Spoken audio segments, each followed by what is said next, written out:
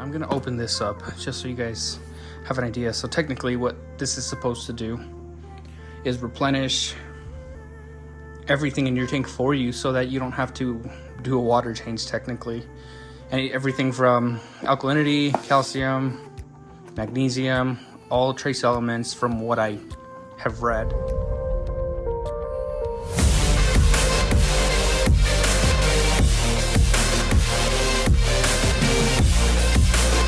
What's up, YouTube? I got some stuff floating in the 25 gallon, and I also have some stuff floating in the SR-80 downstairs.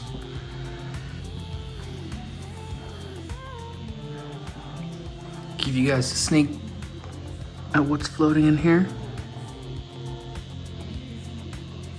This has turned into my girl's tank, so I let her pick out a couple fish, and she decided to go with some firefish. They're just the regular ones. I showed her the purple ones and she didn't like them, so I got two regular firefish and got some pulsing zinnia. I think I'm going to put that on a rock in here and kind of isolate it from everything so that it doesn't spread like wildfire.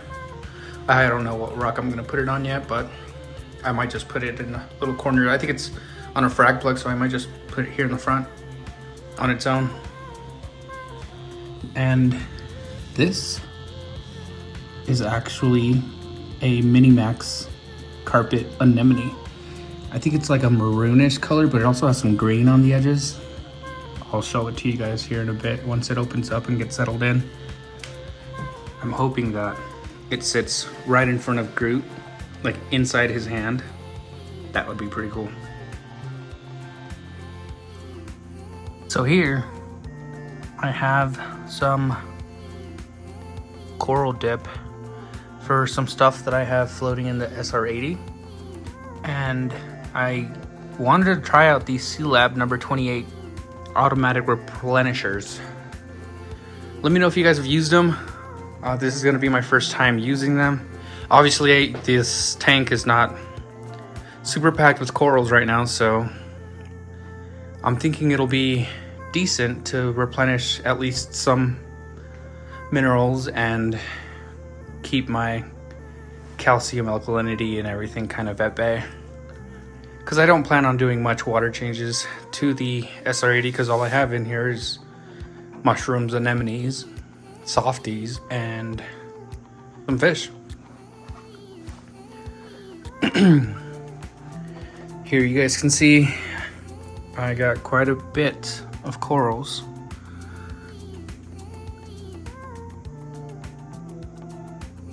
Got like 3 or 4 mushrooms. I want to try a hammer just to see how it goes. And yeah, one of these rocks, I'm not sure quite which one yet, but one of these will turn into a mushroom rock. I do have my fire shroom there that's losing its color, but I'm hoping as it gets bigger it kind of brings in some of its colors. But you guys can see that on the edge, that's just a regular blue mushroom. And like I said, I have 3 or 4 here, maybe 3. So yeah guys, stay tuned. Cool guys, so the corals are in the tank and I'm gonna open this up just so you guys have an idea. So technically what this is supposed to do is replenish everything in your tank for you so that you don't have to do a water change technically. And everything from alkalinity, calcium, magnesium, all trace elements from what I have read. And I've seen a couple videos on YouTube where people actually find this pretty useful and they swear by it. So I just got this from, actually got it from Amazon because they had the lowest price whenever you like calculate shipping into it and everything, right? So yeah, I got it from there, and it gives you on some instructions on how to use it.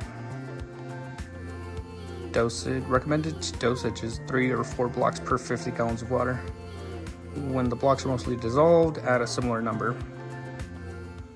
So it does say older tanks and those never treated with Formula 28 will benefit from an initial treatment of 1 block per 50 gallons for a week or so. This keeps the water chemistry change gradual. So that's probably what I'm gonna end up doing. I'll just throw one of these in there for the first week, and then I might up it to 2, to be honest, because I don't have a lot of corals like I was mentioning. So yeah, guys, check out the back. These are all the concentrations of parts per million that I would assume each little block contains, right? So yeah, I think I'm going to just take one of these. Kind of cool. Maybe like a little 2 by 1.5 inch little Sealab number 28s. And how I'm gonna do it is probably just drop it here in the back.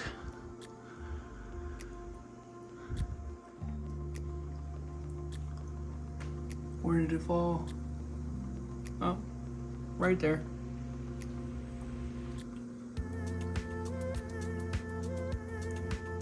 I think it's right on top of one of my biomedia, BioBalls bags, so that's fine. This anemone is like on the move and his foot is partially on the rock. You better not let go or else he's gonna get sucked into one of these Nero 5s or something. He probably won't. He's probably just on the move. They've been moving around quite a bit. But this is the first view of the corals. As you guys can see back there, I got the hammer coral. And I don't know if that's too much flow. We'll find out if it comes out or not. I might have to move it later. This is a bubble chalice. Again, I need one of those filters for you guys to actually see these colors because you guys probably can't see anything. And I got 3 mushrooms here. I just put them on this little stack of substrate for now. I'm going to get a new rock and then probably take these off of their plugs, and Mushroom Island might actually go here, to be honest, between these 2 rocks.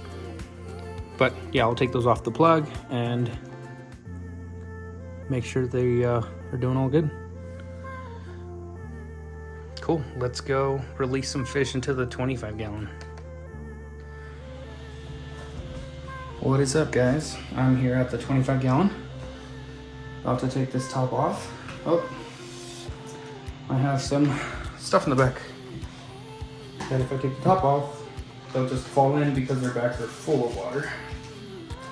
So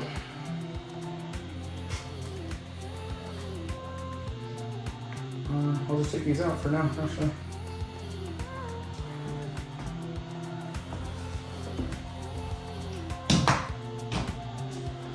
I am not going to dip the pulsing Xenia. It looks pretty clean. It's on a frac plug and there's like 3 heads of pulsing Xenia, so yeah. I'm gonna leave it. I will not dump this water into my tank though. Same goes for the Mini-Max carpet anemone, or Mini-Max anemone.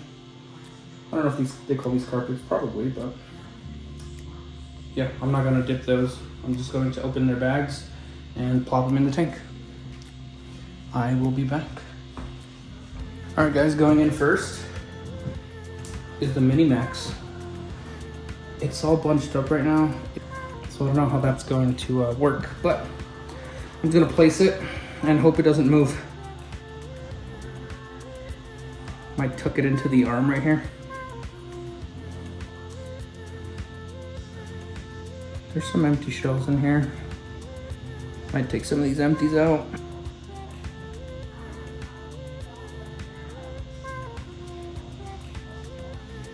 Since I'm here already.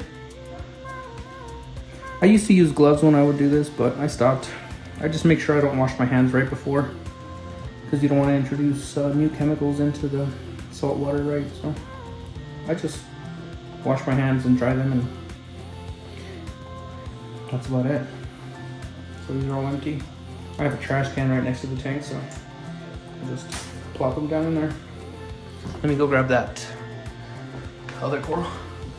So here are the pulsing zinnia. I don't know if you guys can get a decent look at that, but there's like 3 heads on there. And the frag plug seems pretty new. It is attached to the frag plug itself, so like I said, I'm just going to plop those by themselves right there so that they don't grow on anything.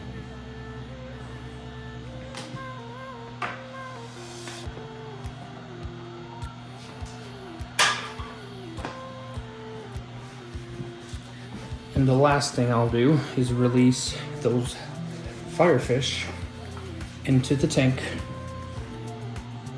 Got a little drip there.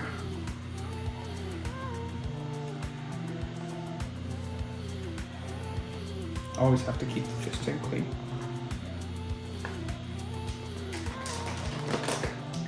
All right, we go get these guys out of the bag, and I'll be right back.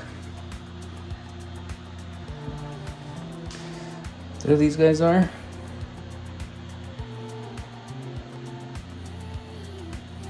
Let them out slowly.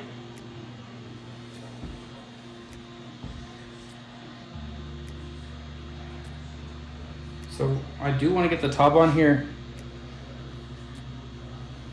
fast because these guys are known for jumping out of tanks. So if you have firefish, get a cover. There's the cover. It's pretty snug. I don't have any space in the back either where they can like jump out of, so they should be good in there unless they fit through these small holes in the net, but I highly doubt that. They seem to just be hanging out in that bottom right corner. The other fish are probably like, hey, what are you doing? Again, I had some smudges, so just cleaning them off.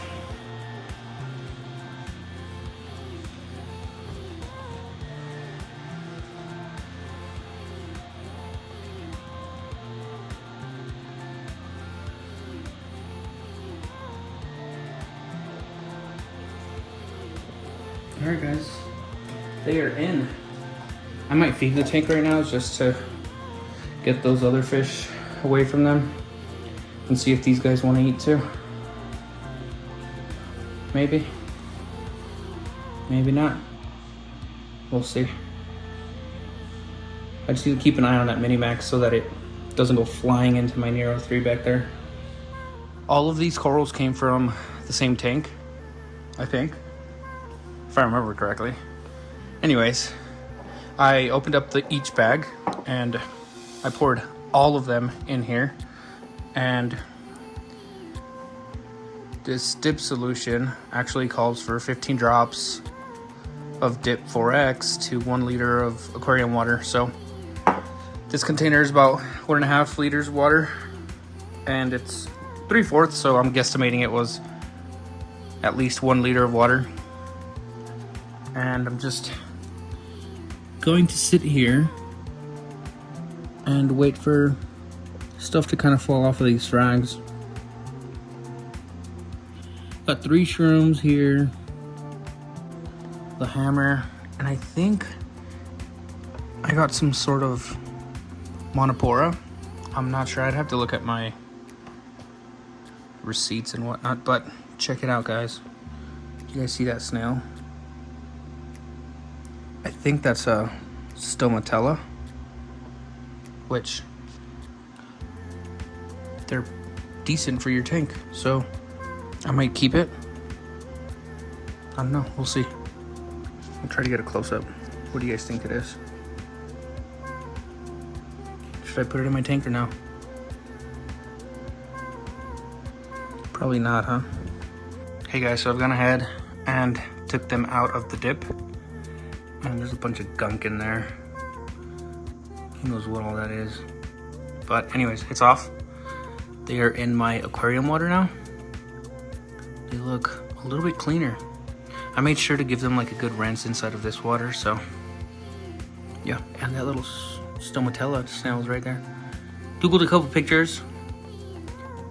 I thought that's what it was, and I'm pretty sure that's what it is, so I'm gonna throw it in my tank. If anything, that king snail might even need them if he finds them, right? You never know. Alright guys, let me throw these in.